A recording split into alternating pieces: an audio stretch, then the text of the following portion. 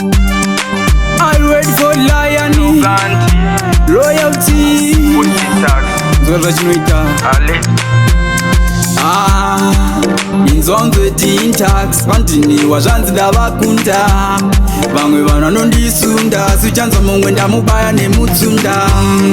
imi Ndiro Mabvuta ndanga ndisati ndaguta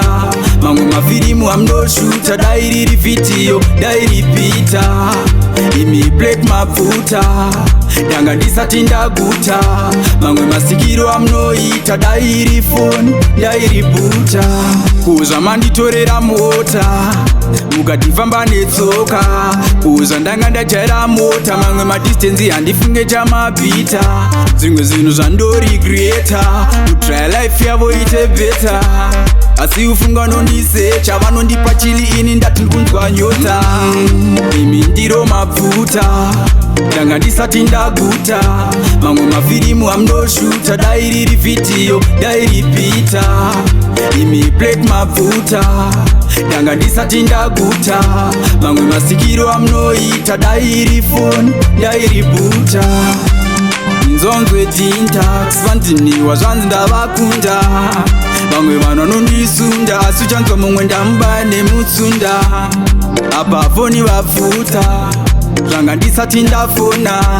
chandakatadza njachiona dai mandibvumbamira mwari wachona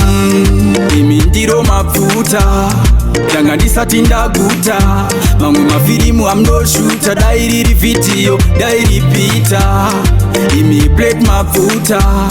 ndanga ndisati ndaguta mamwe masikiro amunoita dai iri foni dai ributa kuza manditorera mota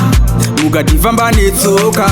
kuza ndanga ndajaira mota mamwe madistensi handifunge chamabhita zvimwe zvinhu zvandorigreta kutry life yavo ite beta asi ufunga nondisecha vanondipa chili ini ndati ndikunzwa nyota imi Ndiro Mabvuta ndanga ndisati ndaguta mamwe mafirimu amundoshuta dai riri vhidhiyo dai ripita imi Black Mabvuta ndanga ndisati ndaguta